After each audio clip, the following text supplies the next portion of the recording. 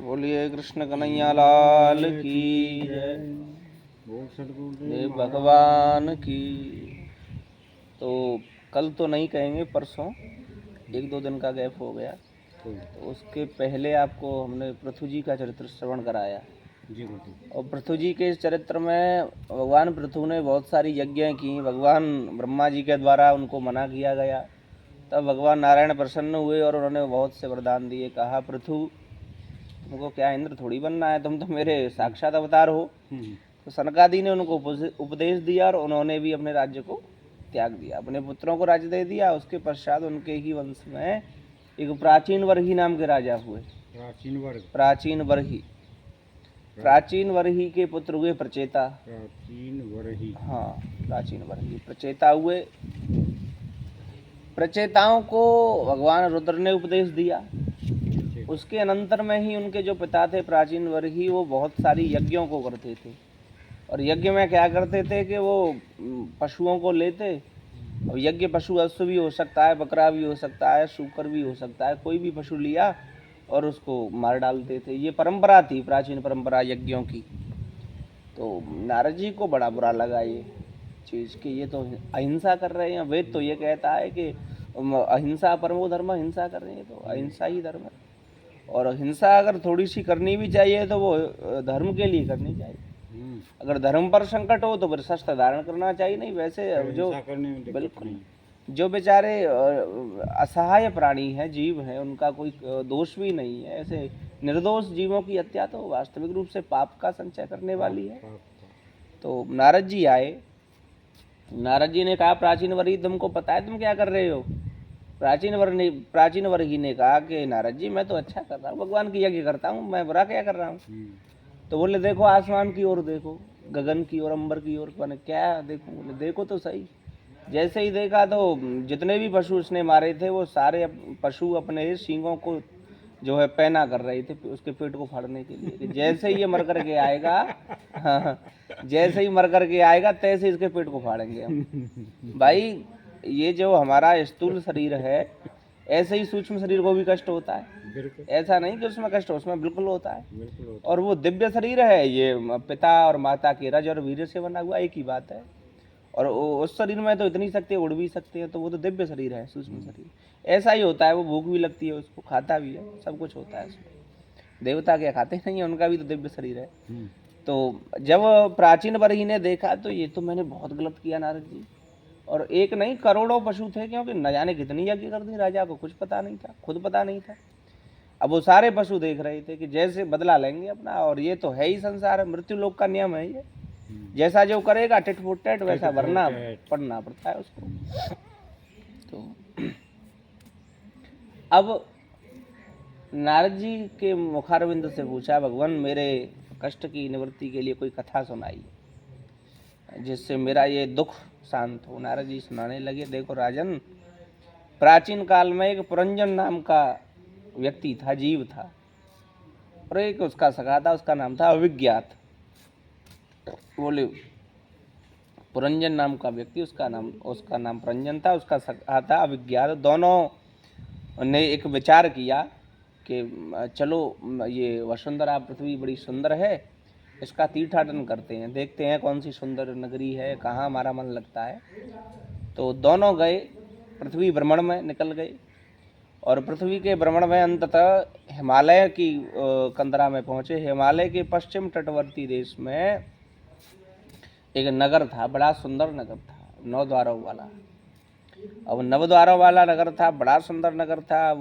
पुरंजन को लगा कि ये नगर तो मेरे लिए रहने के लिए बड़ा उचित है, बड़ा अच्छा है।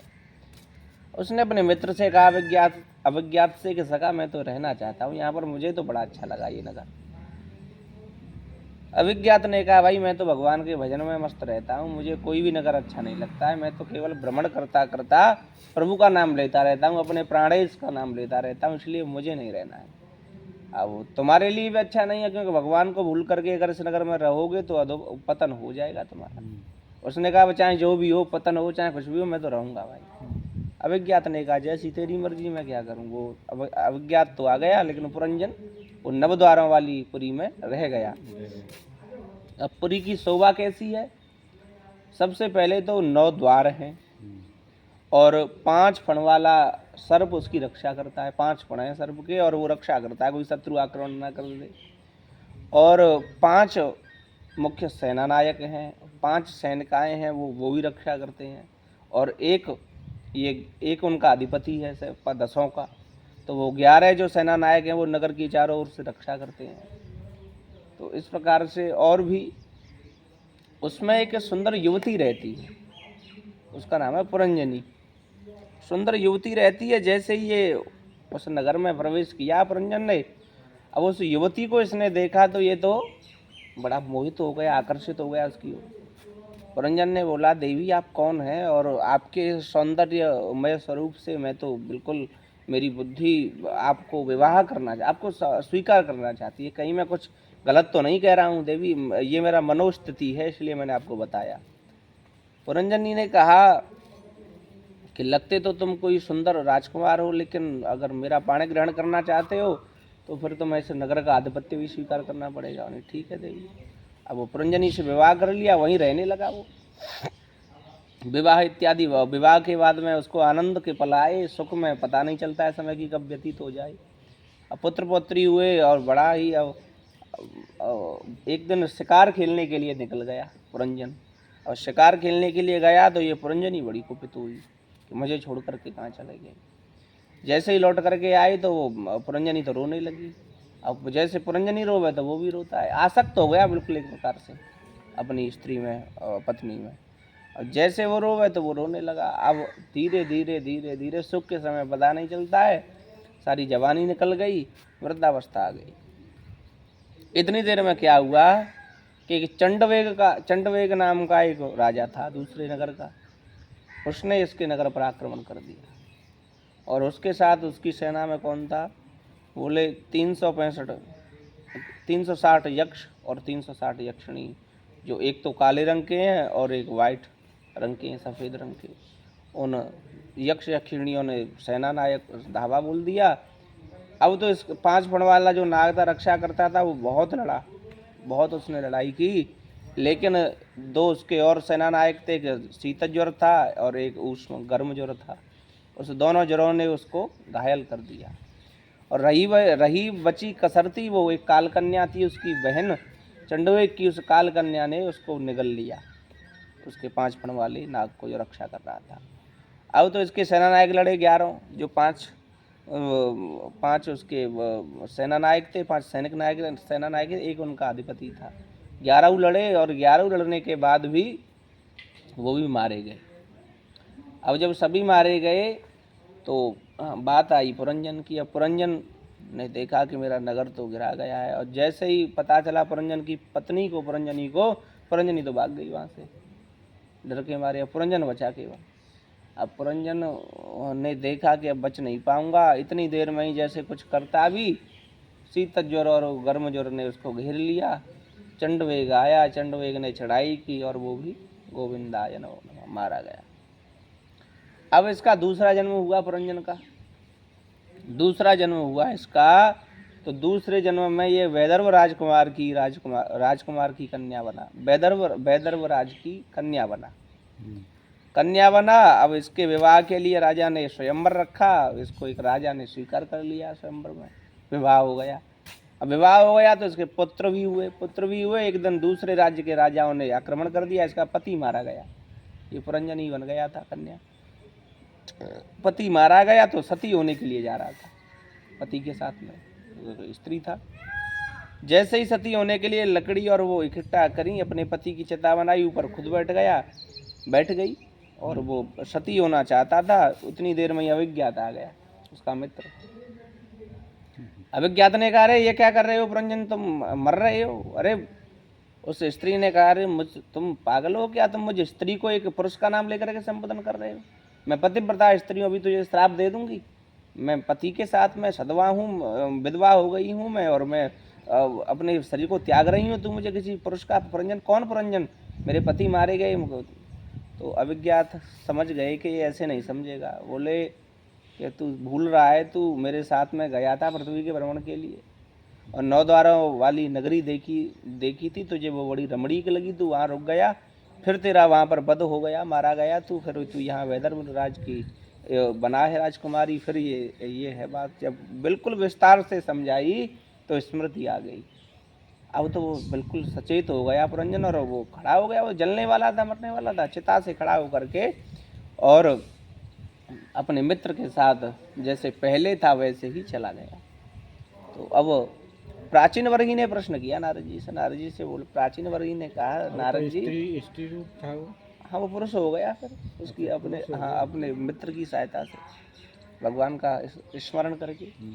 तो नारद जी से प्रश्न किया प्राचीन वर्गी ने कि नारद जी, ये कथा मेरे तो पल्ले पड़ी नहीं, इसमें मुझे कोई गोपनीय गूढ़ अर्थ लगता है। ये 5 फणवारा नाग कौन है, ये पुरंजन कौन है, ये 9 द्वारों वाली नगरी क्या है, ये अभिज्ञात कौन है, ये बात आपकी कुछ गोलमोल सी गोलमाल दिखाई पड़ती है, बताइए, विस्तार बताइए। नारद जी बोले, राजन, ये पुरंजन ही जीव है, पुरम जनयति थी पुरंजन, ये पुरंजन ही जीव है जो इस संसार की पुरी में आता है, इस संसार मृत्यु लोक में आता है और नई नई पुरियों को देखता है। कहीं काशी, अवंतिका, गोदावरी इत्यादि रमणीक तीर्थों में फंस जाता है, और इसका जो सगा विज्ञात है वही परमात्मा है।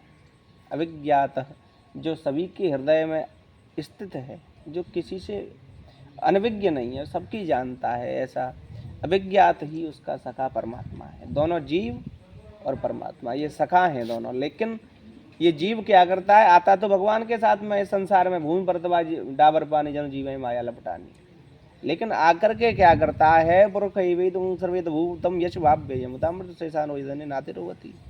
भगवान से तो सदा कृपा करते हैं, उनके अनेकों चरण अनेकों भुजाएं हैं, लेकिन ये क्या करता है, भगवान से गर्भ में वादा करता है कि प्रभु मैं आपका भजन करूंगा, और जैसे ही पृथ्वी पर गिरता है तो इसी बंधनों में बंध जाता है। तो इसको ये 9 द्वार, वेद में एक मंत्र है, द्वार सपर्णा सयुजा सखाया, समानम वृक्षम बिल्कुल सजाते तयोरण्य पे फलम अस्नन्नमेव अविचाक्षी। बिल्कुल, द्वार सपर्णा सयुजा सखाया। तो जीव और ब्रह्म ये दोनों मित्र हैं, सखा हैं। तो ये 9 द्वारों वाली जो पुरी है वही ये देह है। इसमें 9 द्वार हैं, 2 कान, 2 नासिकाओं के, 2 नाक, और ये उपस्थ गुदा आदि 9 द्वार हैं। 9 द्वारे पुरे देही देह नाम क्षणमंगुरम। तो ये 84 लाख योनियों में इसको ये मानव देह बड़ी अच्छी लगती है, और इसमें जब आ जाता है तो ये इसको अब विवाह के लिए स्त्री भी चाहिए, तो विवाह करता है, उसमें आसक्त हो जाता है, लेकिन ये नहीं देखता है कि समय कैसे निकल रहा है, कालचक्र कैसे हमको ग्रास बनाने के लिए बैठा है।